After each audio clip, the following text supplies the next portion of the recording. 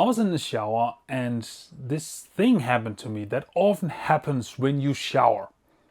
You get clean, but also you have shower thoughts.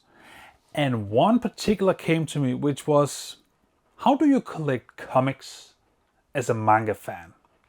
Hello brothers and sisters, my name is Daidarius and welcome to me trying to figure out how do you even collect comic when the only thing you really care about is manga.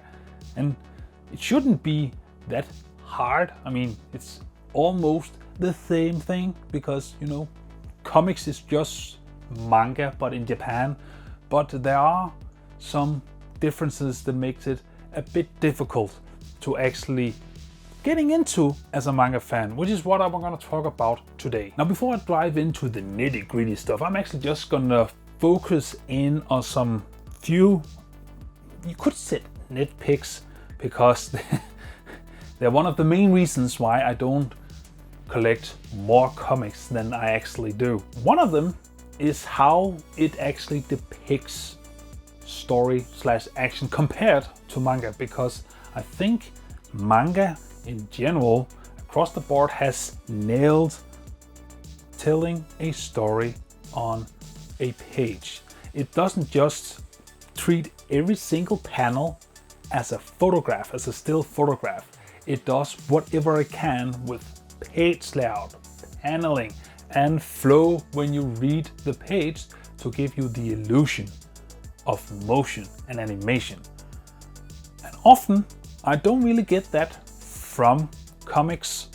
Maybe I just got exceptionally unlucky with the few comics that I've picked, but in general it does seem like that comics are more stiff in their action depiction and feels like more of a photograph where the characters are more or less posing whatever action they're doing. It could be fight scene, it could be something else, but they're posing to look the prettiest they can on camera. Then you have a still frame, then you go on to the next panel and the next panel.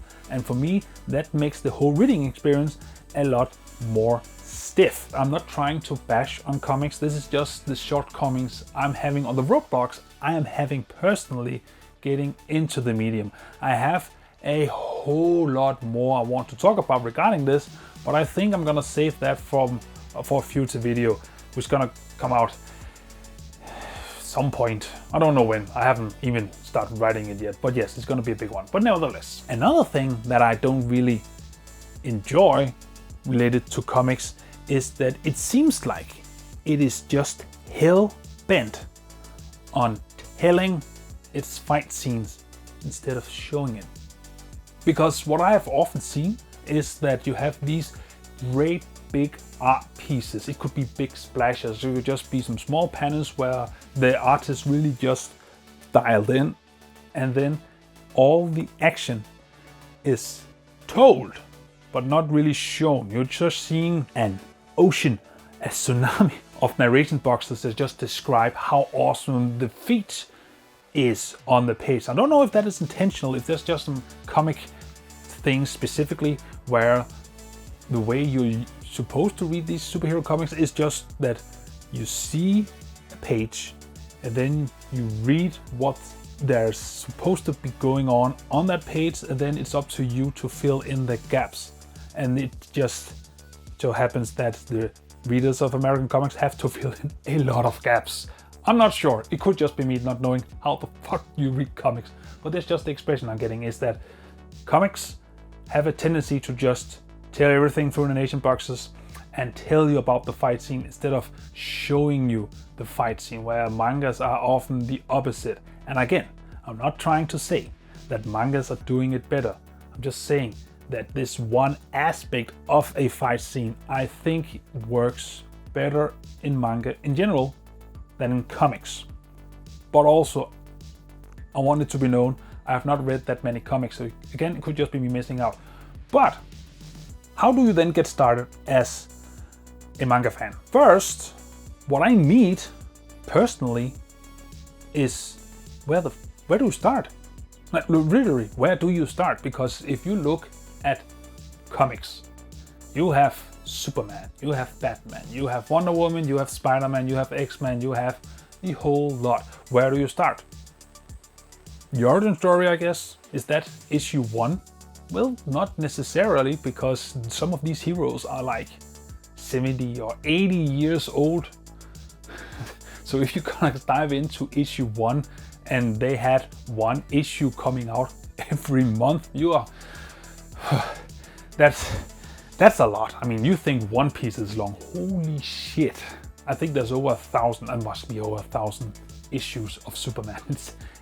It's a lot. Often you have this artist and this writer that does a collaboration, and then they do a specific number of issues to tell, I guess, a more coherent story. And then that is called a run. And people often suggest, because most of us already know the big heroes, their origin stories, don't really need to know the backgrounds again. So you can just pick a well-praised run and then just start there. But again, that just seems weird coming from manga, because mangas, it is easy. Where do you start? Volume 1. How can that be easy? Because more often than not, a manga story is written and often drawn by a single person. Sometimes it is a team up. So you have one author and one artist, but it's usually those two through the whole run. So you just start with volume 1 and then you keep going. Whereas with comics, it is rarely the case. Rarely the case, because I have of course gotten some comics throughout the years.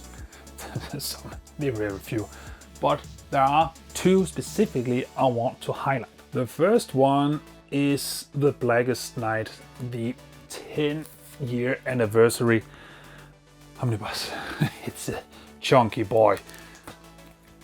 This tells more or less the entirety of the Blackest Night event. And the reason I picked this back in the day is because I actually do like Green Lantern a lot, even if I have read maybe 1 or 2 comics in total.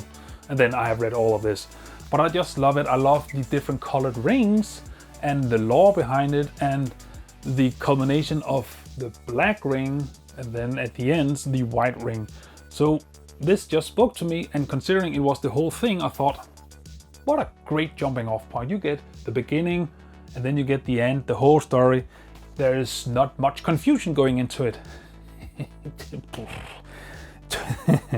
turns out this is part of a much larger run of the legendary author who I cannot remember the name of. But anyway, he actually made a gargantuan run of Green Lantern where he kind of retold the whole lore, and he created the different colored rings. So blue, yellow, red, orange, so on and so forth did not really exist before that point. Yes, Sinestro had a yellow ring, but it wasn't really considered the yellow core.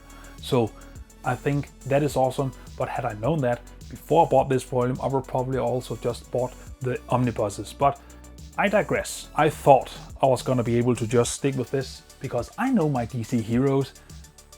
I do not know my DC heroes because there's a lot of shit in there that I have never ever heard about. Not just storylines, but heroes and villains.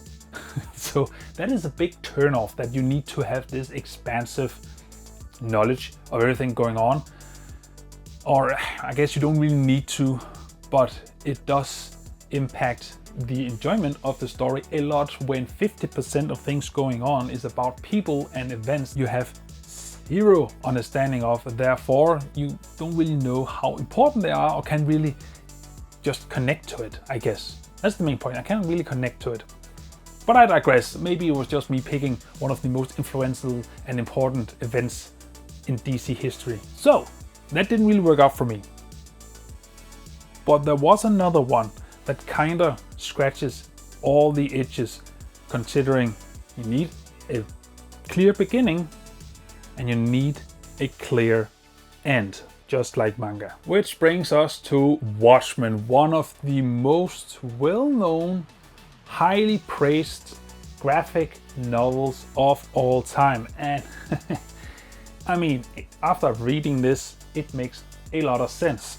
Now, it's not without its flaws, but I won't really bash it too much because this is just what I prefer versus what the intention was.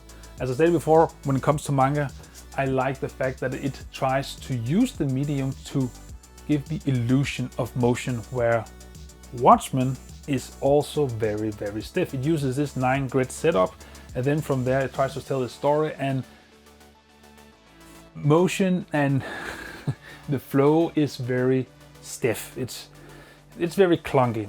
But considering that the story is mostly a mystery, a thriller, and not really that keen on the action, I can't forgive it, because the focus was never on the action, it was never on the spectacle, it was on the story, the narration, the themes, and the characters.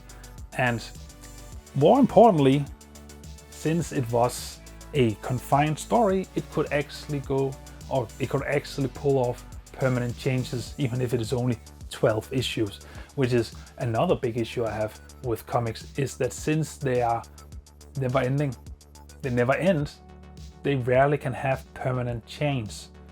Characters can't really die and stay dead, because we might need them later on to sell more comics, who knows. So permanent change isn't really present for the most part in comics, unfortunately, and I think it's also the detriment for a lot of artists and writers, because they want to do something specific with the characters they are given the range for, but they can't, because continuity, and maybe we need to use those at a later point, so on and so forth. So it makes it a lot difficult for a manga fan to get into comics. Even if, because I mean, what am I restricted to? Short stories that is not really part of any major universe? Not really, because I found the solution. The one that's gonna scratch the itch, the one that's gonna have a definitive beginning and is actually also having a definitive end. It's gonna allow for permanent change. It's gonna allow for character growth. A lot of interesting interconnected storylines that actually have an overarching story and conclusion. And it has often been called the American Shonen. So here's what I got. Invincible Ultimate Collection, Volume 1, Volume 2, Volume 3, Volume 4, Volume 5, Volume 6, Volume 7, Volume 8, Volume 9, Volume 10, Volume 11, and Volume 12. And that's the whole Invincible run. Everything. And yes, the reason why I chose Invincible is because it is a complete story. It actually allows you to follow Mark from his teenage years up until adulthood, see this big change he's gonna go through, like the same with Guts in Berserk or Musashi in Vagabond, or so on and so forth. You're actually gonna see the change. You're gonna see a cohesive voice in Kirkman, because he was the single author through the entire run, just like often with manga. But yes, it was the closest for a manga series that I could get in a Western setting with Western creators, and I actually wanted that. I want to experience more Western comics. I mean, I'm not gonna collect as much as I have with mangas, because manga will always appeal to me more, but I still want to enjoy other genres, at least other countries' version of comic book stories, their art, the stories they can tell. And the question is, of course, what else is out there? What else is close to Invincible? It doesn't need to be a superhero story, mind you. It just needs to be a complete story. And it needs to be a good one. And it needs to do with the comic, the page medium, like manga does, which is not just drawing a still image and calling it a day, so to speak.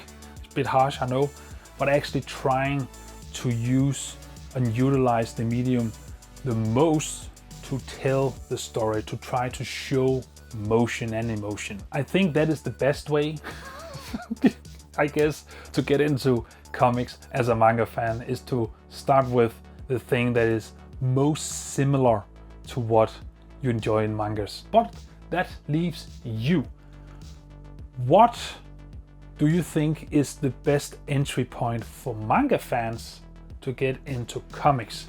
Given the criteria I have stated, is that it needs to be, it needs to utilize the medium well. It needs to have mostly, hopefully, a singular voice, and if not, you need to have a good reason for why it doesn't need to, and it needs to make the transition easy, so not too different of what we're used to. Speaking of which, if you have any, and I mean any, superhero comics that doesn't have the glaring issues with action that I stated earlier in this video, then drop them down below, because I am hoping that I was just super unlucky with the few comics that I picked. I want to enjoy American comics that has great action. I am yet to see it. I hope Invincible could deliver. I'm a bit skeptical on that, but the reason I bought it was also just for the story and the cohesive voice in it. But whatever you think, and whatever you think is the best way to go from manga to comics, or the other way around, comment on me your thoughts. And as always, until I see you next video, just remember to stay awesome. See ya.